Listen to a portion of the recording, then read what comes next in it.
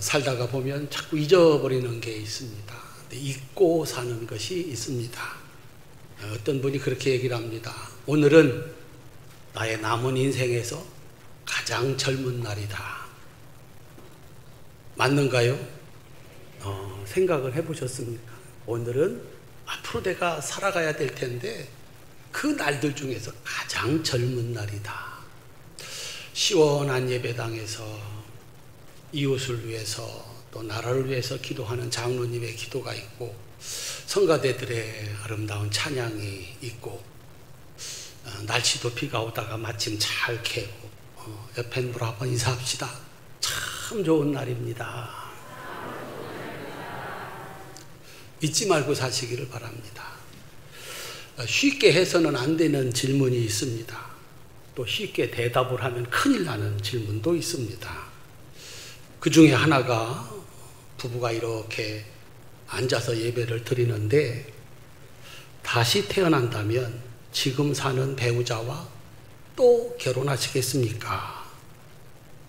라고 물어보는 것은 아주 어려운 질문이고 해서는 안 되는 질문이고 또 대답도 그렇게 쉽게 해서는 안 됩니다. 통계를 보면 10명 중에서 남자는 7명이 여자는 8명이 이렇게 대답을 했습니다. 한 번으로 충분합니다. 어느 교회 목사님이 이 금기를 깨고 예배 시간에 해서는 안 되는 질문을 했습니다. 왜냐하면 자신이 있었기 때문에 그렇습니다. 우리 교회는 결혼 예비자 학교도 하고 매년 부부관계 세미나도 하고 은혜가 충만하니까 적어도 10명의 9은 지금의 배우자와 다시 결혼할 것이다 라고 말할 것으로 생각을 했습니다. 그래서 목사님이 질문을 했습니다. 다시 태어나도 지금의 배우자와 결혼하시겠습니까? 손 들어 주십시오. 아무도 손을 안 들었습니다. 예상이 완전히 어긋난 겁니다. 무거운 침묵이 흐르고 등줄기에서 식은땀이 흘렀습니다. 그런 목사님이 너무 안쓰러워서 앞에 앉아 있었던 나이 많은 권사님이 손을 번쩍 들었습니다. 목사님이 상황을 피해갈 기회를 얻었습니다. 권사님, 남편의 어떤 면이 좋아서 다시 태어나도 그분과 결혼한다고 하십니까? 권사님이 대답을 했습니다. 사람 다 거기서 거기 아닙니까? 원래 이 버전의 원래는 여러분들이 잘 알고 있습니다. 대답하기 쉬운 질문들이 있습니다. 고향이 어디신가요? 바로 나옵니다. 학교, 자녀, 재산, 지위. 사람들이 인정하고 부러워할 만한 그런 것들을 가졌다면 몇 시간에 걸쳐서라도 자신 있게 말할 수가 있습니다. 하지만 대답하기 어려운 질문들도 있습니다. 그 많은 것들을 가지셨는데 행복하십니까? 이런 질문은 해서는 안 됩니다. 대답하기 참 곤란한 대답입니다. 그 다음에 당신은 왜 무엇 때문에 사십니까? 이런 질문도 참 신뢰가 되는 질문입니다. 하지만 사실은 반드시 대답을 해야 됩니다. 나는 행복한가? 나는 왜 무엇 때문에 사는가? 다른 사람에게 하는 질문이 아니라 나에게 질문을 해야 되고 반드시 대답을 해야 하는 질문입니다. 그래야 올바른 삶을 살 수가 있습니다. 이 시간은 그런 시간입니다. 예수님은 하나님께서 자기를 세상에 보내신 뜻을 정확하게 알고 있었습니다. 내가 이 세상에 왜 왔지? 하나님이 나를 왜 이 세상에 보냈지? 그걸 정확하게 알고 있었습니다. 그러니까 자신이 해야 할 일도 정확하게 알고 있었습니다. 하나님이 나를 왜 이 땅에 보내셨나? 요한복음 3장 16절 17절입니다. 하나님이 세상을 이처럼 사랑하사 독생자를 주셨으니 이유는 그를 믿는 자마다 멸망하지 않고 영생을 얻게 하려 하심이라. 하나님이 그 아들을 세상에 보내신 것은 세상을 심판하려 하심이 아니요 그로 말미암아 세상이 구원을 받게 하려 하심이라. 하나님이 나를 보낸 이유, 나에게 하나님이 가지고 있으셨던 그 권세를 주셔서 세상에 보내신 이유는 분명하다. 사람을 심판해서 멸망시키는 것이 아니라 사람을 구원해서 영생을 얻게 하려는 것이다. 이 은혜를 가장 크게 경험하고 정확하게 정리한 사람이 사도 바울입니다. 사도 바울은 그가 지은 죄값으로 심판을 받고 멸망을 받을 사람이었습니다. 그런데 예수님이 그를 심판하는 대신 구원하셔서 영생을 얻게 하셨습니다. 오늘 본문은 사도 바울이 예수님을 통해서 받은 세 가지 축복, 그리고 자신처럼 모든 사람들이 받기를 바라는 예수님이 주신 세 가지 선물입니다. 오늘 본문 우리 모두가 잘 아는 말씀입니다. 제가 다시 한번 읽어드리겠습니다. 항상 기뻐하라. 쉬지 말고 기도하라. 범사에 감사하라. 이것이 그리스도 예수 안에서 너희를 향하신 뜻이니라. 한번 따라합시다. 그리스도 예수 안에서 예수님을 보내신 이유, 예수님을 통해서 보여주신 하나님의 뜻이다. 하나님이 주시고자 하는 선물이다 라고 하는 것입니다. 그 첫 번째가 항상 기뻐하라 입니다. 한번 따라합시다. 항상 기뻐하라.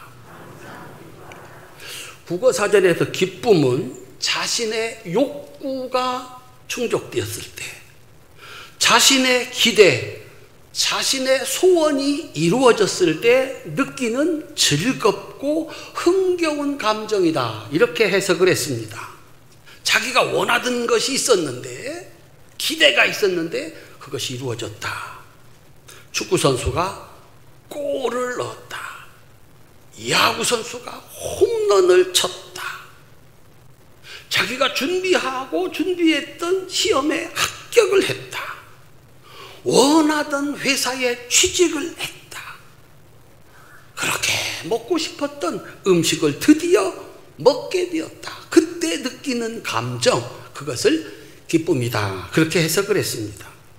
우리 성도님들 지난 날을 이렇게 돌아보면서 지금까지 기뻐서 펄쩍펄쩍 뛰고 눈물까지 흘리며 좋아한 적이 몇 번이나 있었는가?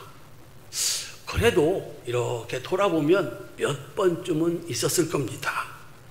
문제는 그게 며칠이나 가더냐 하는 것입니다. 좋은 집을 사고 좋은 차를 사고 좋은 옷을 샀는데 그게 며칠이나 가더냐라고 하는 것입니다. 사도 바울이 설명하는 예수님이 주시는 선물은 항상 기뻐하라입니다. 다시 한번 따라할까요? 항상 기뻐하라. 어제도 오늘도 내일도 어떠한 상황에서도 늘 기뻐하는 삶, 이게 가능한가? 라고 하는 것입니다. 그런데 사실은 그러해야 됩니다. 하나님의 아들 예수님, 하나님이 그 아들 예수님 손에 들려보내신 선물, 기쁨, 이것이 겨우 한 번 기뻐하고 겨우 몇 번 기뻐하고 며칠도 가지 않는 기쁨이라면 이건 들려보낸 선물의 가치가 너무 작다. 하나님의 아들이 선물을 가지고 왔는데 그냥 몇 번 그리고 며칠, 그걸 하나님의 아들이 주는 선물, 하나님이 주시는 선물이라고 할 수 있겠는가? 예수님이 정말 이 땅에 그 선물을 가지고 오셨습니다. 한번 볼까요? 2000년 전 예수님은 오셔서 어떤 기쁨을 주셨는가? 마가복음 1장 17절입니다. 예수께서 이르시되 나를 따라오라. 내가 너희로 사람을 낚는 어부가 되게 하리라. 그들은 어부입니다. 그들이 생각하는 자신의 지위, 자신이 올라가고 싶은 자리, 아예 없었습니다. 기대가 없었습니다. 그런데 세상을 구원하러 오신 메시아이신 예수님이 자기를 제자로 불러준 겁니다. 제자로 삼아준 겁니다. 한번 따라 하실까요? 내가? 따라 하세요. 내가? 나를? 왜? 그 목사님처럼 실감나게 가까이 앉아있으면 협조를 해야 될 거 아닙니까? 다시 한번. 내가? 나를? 왜? 아직도 멀었습니다. 꿈도 꾸어본 적이 없기 때문에 그렇습니다. 아니, 내가 하나님의 아들, 이 세상을 구원할 메시아의 제자라니 얼마나 기뻤을까. 그들이 한 것은 하나도 없습니다. 예수님의 선물이었습니다. 누가복음 7장 22절입니다. 예수께서 대답하여 이르시되 너희가 가서 보고 들은 것을 요한에게 알리되 맹인이 보며 못 걷는 사람이 걸으며 나병 환자가 깨끗함을 받으며 귀먹은 사람이 들으며 죽은 자가 살아나며 가난한 자에게 복음이 전파된다 하라. 그들은 맹인입니다.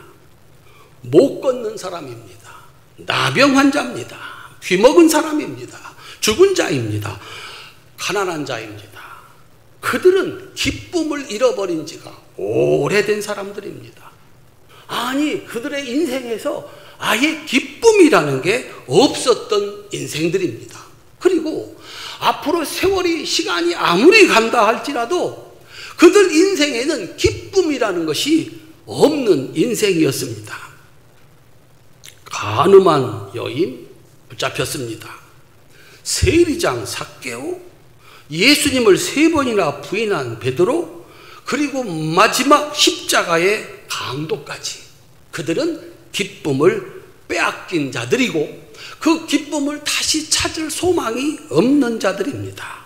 그런데 바랄 수 없는 것이 이루어졌습니다. 예수님은 고쳐주셨고 살려주셨고 용서해 주셨습니다. 얼마나 기뻤을까. 그것은 오직 예수님이 준비한 선물이었습니다. 예수님께서 일을 시킬 때 비유로 말씀하셨습니다. 주인이 종들에게 재능을 따라 5과 2과 1를 맡겼다. 5을 맡은 사람 5을 남겼습니다. 2를 맡은 사람 2를 남겼습니다. 그런데 칭찬과 상은 똑같았습니다. 마태복음 25장 23절입니다. 그 주인이 이르되 잘하였도다. 착하고 충성된 종아, 네가 적은 일에 충성하였음에 내가 많은 것을 내게 맡기리니 내 주인의 즐거움에 참여할지어다. 한번 따라 하실까요? 내 주인의 즐거움에 참여할지어다. 5을 받아서 5을 남긴 사람이나 2를 받아서 2를 남긴 사람이나 칭찬과 상이 똑같고 내 주인의 즐거움에 참여하라 라고 하는 초대를 받았습니다. 예수님께서 기대하는 게 뭔가? 하나님께서 나에게, 우리에게 기대하는 것이 무엇인가? 따라합시다. 그 재능을 따라. 여기 있는 우리 모두에게 하나님이 주신 것은 다르다는 거예요. 그가 할 수 있는 것, 할 수 있는 능력만큼만 주신다는 겁니다. 그리고 주신 만큼만 원하신다는 거예요. 그것이면 충분하다는 거예요. 무엇이 우리의 기쁨을 빼앗아 갔을까? 살면서 한 번도 우리를 기쁨 속에 살지 못하게 할까? 도대체 무엇 때문에 우리는 기쁨을 뺏겼을까? 각기 다른데 천이면 천, 만이면 만, 쌍둥이도 다른데 똑같은 집을 사야 되고 똑같은 것을 가져야 되고 똑같은 옷을 입어야 되고 똑같은 것을 먹어야 된다고 생각합니다. 나를 쳐다보는 대신 그를 쳐다봅니다. 끊임없이 비교합니다. 거기 내가 없습니다. 사람이 다른데 누구는 이렇게 살고 누구는 저렇게 살라고 하나님께서 각기 다른 그 재능을 따라 각기 다른 걸 맡겼는데 똑같아지려고 하니까, 그것도 가장 잘하는 사람에게 맞추려고 하니까 영원히 그 기쁨을 얻지 못하게 되었다라고 하는 겁니다. 한번 볼까요? 예수님이 사람들에 대해서 어떤 기대를 하고 계셨나? 예수님이 사람들을 향하여 가진 기대는 그들 스스로 가진 기대, 그리고 다른 사람이 그들에게 기대하는 것, 너무 차이가 컸습니다. 예수님에게는 예수님의 제자가 되는데 어부면 충분했습니다.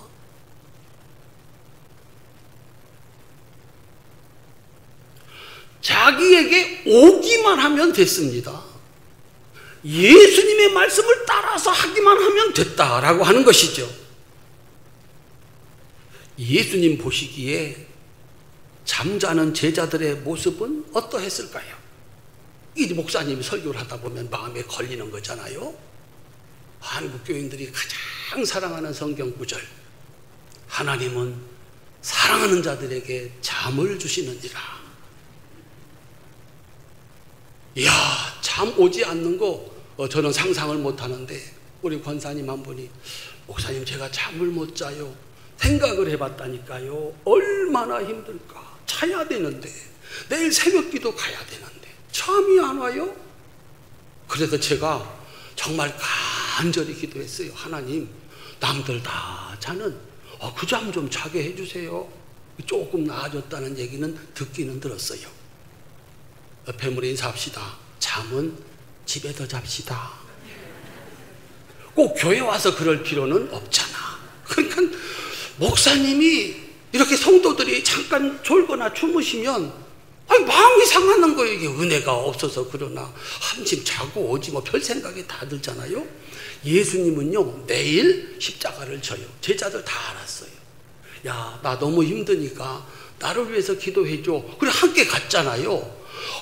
열심히 막 이마에 흐른 땀방울이 빗방울이 되도록 기도하고 와봤더니 제자 셋은 자잖아요. 그때 예수님이 뭐라고 말씀하셨습니까? 마음은 원인데 육신이 약하구나 라고 말씀을 하셨다니까요. 자신을 십자가에 못 박는 사람들, 여러분들한테 누가 말만 심하게 해도 이 속이 들끓을 텐데, 자기를 십자가에 못 박는 그 사람들을 향해서 예수님은 뭐라고 말씀을 하셨을까요? 하나님, 저들이 하는 일을 몰라서 하는 겁니다. 용서해 주세요. 기대, 예수님이 사람에 대한 기대, 3년 동안 가르친 제자들에 대한 기대 없었습니다.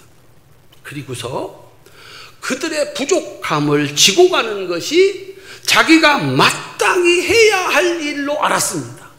그래서 힘들지 않았고 그걸 지고 가는 것이 기쁨이었습니다. 대신 그들에게 기쁨을 주셨습니다. 사랑하는 성도님들, 왜 기쁨을 잊어버렸을까?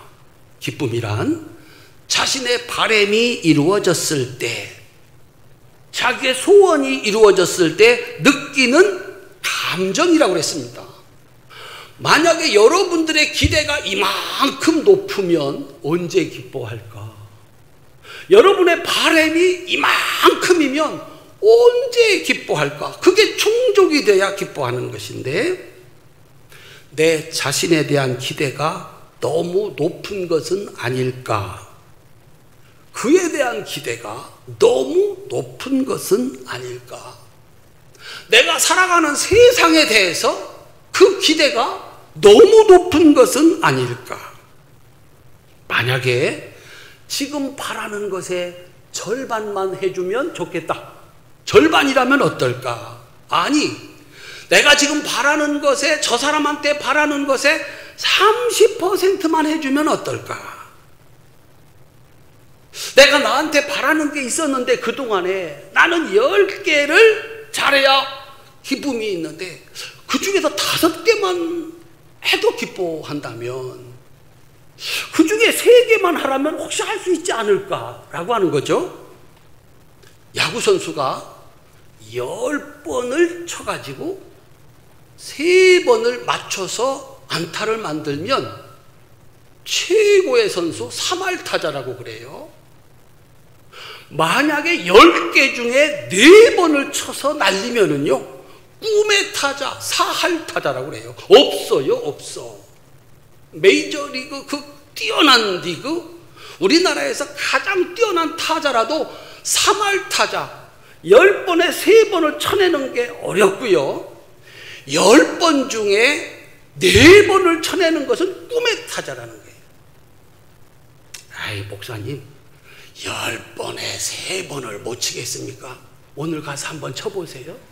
뭐 저한테 물어볼 거 없어. 여기 아마 그 연습하는 데 있을 거예요. 가서 몇 개나 칠 수 있나? 하나님은 우리에게 뭘 기대할까? 얼마만큼 해주기를 기대할까? 놀라지 마세요. 하나님은 우리에게 10개를 주시고 그 중에 몇 개를 가지고 오면 기뻐가지고 창고까지 채워줄까요? 설교는 듣고 있는 거예요? 10개를 주셨어요. 몇 개만 가지고 오면? 1개만 가지고 오면 너무 좋으셔가지고 창고를 채워주시는 분이다 라고 하는 거예요. 사람들이 나를 알아주는 사람이 됐으면 좋겠다. 입신양명이라고 그래요. 내 이름을 내는 것이 기쁨의 조건이라면 그는 유교신자입니다. 유교의 덕목 중에 하나, 입신양명. 사람들한테 이름을 내야 기뻐하겠다. 유교신자입니다. 교회에 와 있는데 유교신자입니다. 모든 것을 깨달은 득도의 경지, 그게 기쁨의 조건이라면 그는 불교신자입니다. 적어도 내가 저 사람과는 같아야지, 저 사람만큼은 살아야지. 그 사람은요, 교회에 와 있는데 세상에 속한 사람입니다. 이런 사람, 내가 아무리 잘해도, 그가 아무리 잘해도 기쁨이 있을 수가 없습니다. 기쁨은 고사하고 불평과 원망과 분노로 살아가서 세상의 이 좋은 날, 내 인생의 남은 날 중에 가장 젊은 이 날을 기쁨 없이, 감사 없이, 불평과 원망으로 또 하루를, 분노로 또 하루를 살고 가는 것입니다. 하나님은 그런 세상에 예수님을 보내셔서 그의 백성들이 항상 기뻐하며 살기를 바라셨습니다. 예수님은 그들의 조건과 상관없이 기쁨을 만들어 주셨습니다. 예수께만 오면 예수님께서 기쁨을 만들어 주셨습니다. 이것이